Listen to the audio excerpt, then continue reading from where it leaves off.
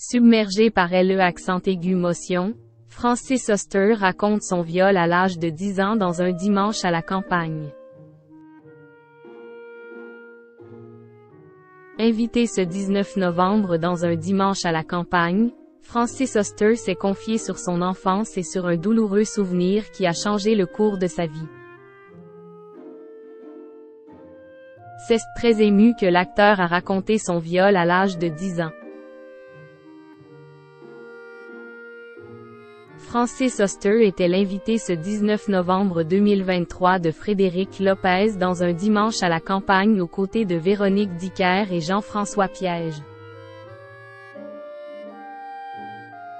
L'acteur s'est notamment confié sur sa relation avec Isabelle Adjani et a expliqué pourquoi il ne lui avait jamais pardonné.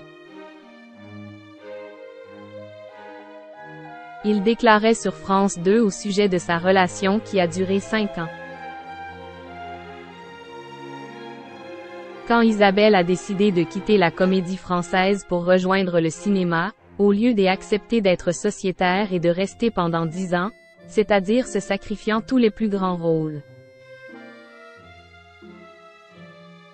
En étant la Sarah Bernard de son époque, je ne lui ai pas pardonné parce que si on avait pu interpréter ses chefs-d'œuvre, les jeunes auraient suivi.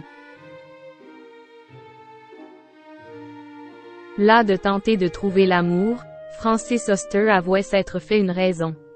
J'ai compris que mon destin à moi c'était d'être seul, mais de faire pour les autres, indiquait-il. Le comédien s'est aussi livré sur un tout autre sujet, encore plus douloureux que ses ruptures amoureuses.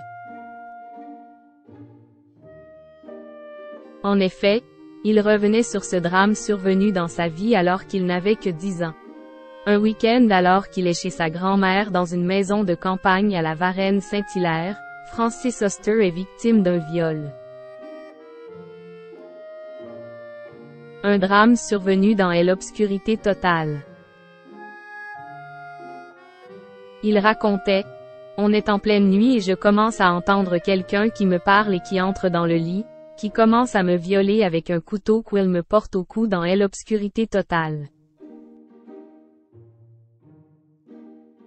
L'acteur précisait que son calvaire a duré au moins 25 à 30 minutes. Son agresseur finit par prendre la fuite grâce à l'arrivée de la grand-mère du comédien dont les phares de la voiture ont éclairé la chambre de celui qui n'était encore qu'un enfant.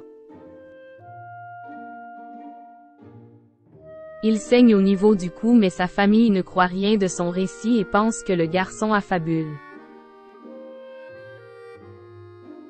Pourtant, un chapeau est retrouvé dans la chambre de Francis Oster, ce qui permettra à ses proches de changer d'avis et d'agir. Le lendemain, je me retrouve au commissariat de la Varenne-Saint-Hilaire, se souvenait-il. Hélas, les faits s'étant déroulés dans le noir total, celui qui deviendra finalement acteur plutôt que chirurgien ne parvient pas à reconnaître son agresseur malgré les photos montrées par la police.